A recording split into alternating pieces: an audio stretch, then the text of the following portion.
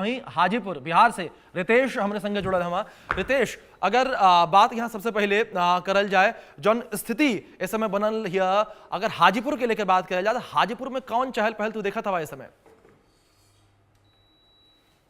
रितेश देखा, हाजीपुर में अगर बात करी तो हाजीपुर में भी वह चहल पहल बा। चहल पहल तो बावे नॉमिनेशन खाती का है कि आज नॉमिनेशन के लास्ट दिन बावे जी। तो अभी तक कुछ भइल ही नहीं के। तेजस्वी यादव तो हाजीपुर से आके नॉमिनेशन कर दिले राघोपुर खाती, लेकिन बाकी जो अगर देखें तो बड़ी उहापोह वाली स्थिति। अभी खिचड़ी की चर्चा हो रही थी, मैं सुन रहा था, तो एनडीए में तो खिचड़ी जो है वो तैयार है, लेकिन खिचड़ी के साथ देखिए चोखा होता है, खिचड़ी के साथ चटनी होती है, खिचड़ी के साथ पापड़ होता है, तब खिचड़ी का जो रंग होता है वो चोखा होता है। लेकिन महागठबंधन में तो जो बीरबल की खिचड़ी हम लोग पढ़ते थे वही हम महागठबंधन में देख रहे हैं।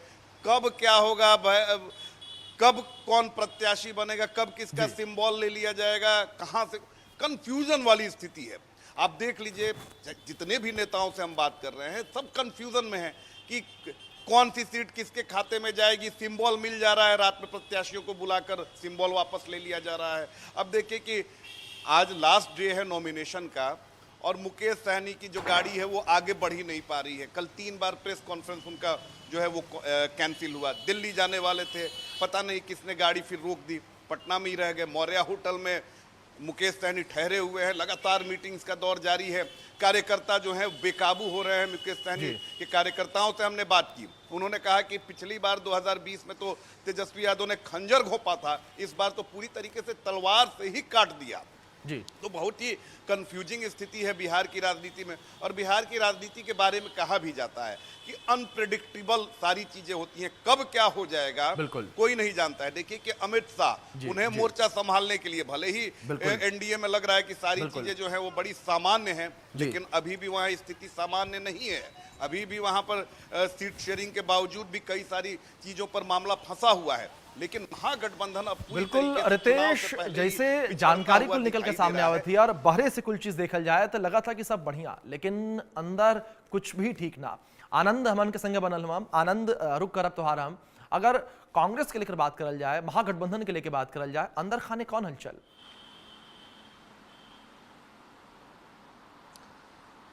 देखिए अभिषेक, जैसे रहुआ बोलनी है कि महागठबंधन के अंदर खाने खूब मत फुटवल चला था, तो एहिजा बात अगर हमने कही कि मत फुटवल वाकई में जारी बात तो कोनो गलत ना हुई।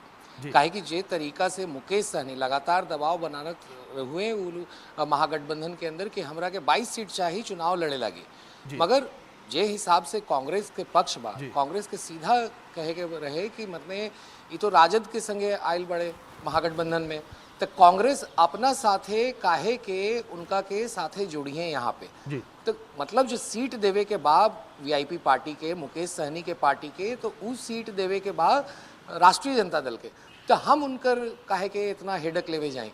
तो ई राष्ट्रीय जनता दल के हेडक बा कि वो अपना साथे उनका के कैसे एडजस्ट करिए। काहे कि पहले महागठबंधन में तो 3 गो पार्टनर हुए, लेफ्ट पार्टी रहे, राष्ट्रीय जनता दल रहे, फिर कांग्रेस रहे। मगर ई बार जब बात भइल कि आउट 3 गो पार्टी के जोड़े के बाद, चाहे वो मुकेश सहनी के पार्टी विकासशील इंसान पार्टी के बात हुई, चाहे फिर वो पशुपतिनाथ वाला पार्टी हुई जे RLJP रहे, फिर IP गुप्ता वाला पान पार्टी रहे, उनका के जोड़े के हुई, तो ऐसे में जो 3 गो आउ नया इनकर सहयोगी बनले सन, तो ओकरा में सीधा कहे के रहे इन्हीं के कि भाई जब लगातार इन्हीं के बाद कि दूसरा पार्टनर के नया लावे के बाद कांग्रेस पहले ही निर्देश दे देले रहे कि साफ कर देले रहे पिक्चर कि 10-10% हमनी के सीट देवे के बाद एन्ने ओन्ने।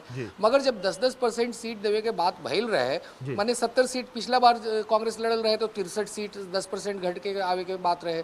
वैसे 144 पे राष्ट्रीय जनता दल लड़ल रहे तो ओकरो 130 से 135 के बीच में 10% घटा के आवे के रहे।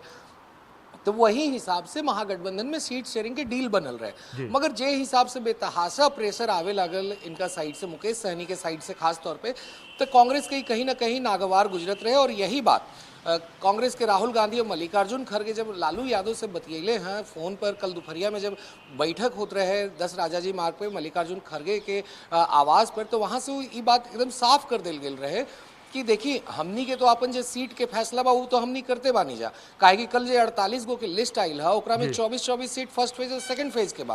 अब बाकी के 9 सीट कांग्रेस दिले बा SC के, 1 सीट ST के, 5 गो महिला के, 9 गो मुस्लिम के, तो लगातार 11 गो ओकरा में भी सिटिंग विधायक के रिपीट कैले बा कांग्रेस। तो कहीं ना कहीं कांग्रेस ओकरा में बछवाड़ा के सीट पे भी गरीबदास के ओनी अनाउंस कर दिले बाड़े, चूंकि सीपीआई भी वही पहले अनाउंस कैले बा लेफ्ट पार्टी, तो वही फ्रेंडली फाइट हो सकला। मगर जाले के सीट पे जब बड़ा सूचना हमनी के मिलल बाटे यहाँ पे कांग्रेस के सूत्र से अपन, तो ओहनी ये कहे के बा कि जाले के सीट जे बा वो कांग्रेस के पाला में आवता। मगर वही कहलगांव पे अभी कोनो बात नहीं खे बनल। कहलगांव के बारे में अभी लगातार चर्चा चलता, तो चर्चा में का निकली आगे तो ऊ जाके बाद में बताइए लोग कि कैसे कैसे चर्चा भइल है।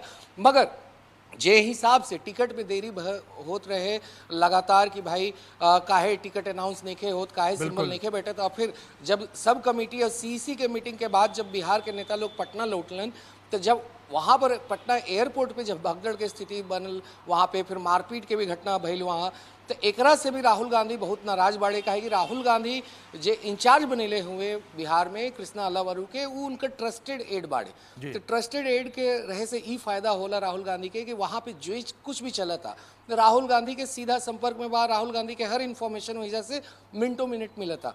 और लगातार कांग्रेस के ई कहना रहे कि हमनी के कांग्रेस के अब बिहार में रिवाइव करे के बाद, जैसे पिछला बार 70 सीट हमनी के दिले रहे लोग, मगर बहुत कमजोर सीट दिले रहे, यही चलते हमनी के प्रदर्शन बढ़िया ना भाई, यही चलते कांग्रेस कृष्णा अल्लावरू लगातार शुरू से कहता है। बिल्कुल आनंद जी, जॉन आप जानकारी देते हैं, इससे साफ तौर पर पता चला था कि असमंजस की स्थिति लगातार बनल है और अभिन भी भले डैमेज कंट्रोल करे के बात कहल जाए, लेकिन डैमेज कंट्रोल अंदर खाने भयल ना है। बहुत शुक्रिया आनंद जी आपका जुड़े खातिन और कुल महत्वपूर्ण जानकारी हमान के दर्शक खातिन पहुंचावे खातिन।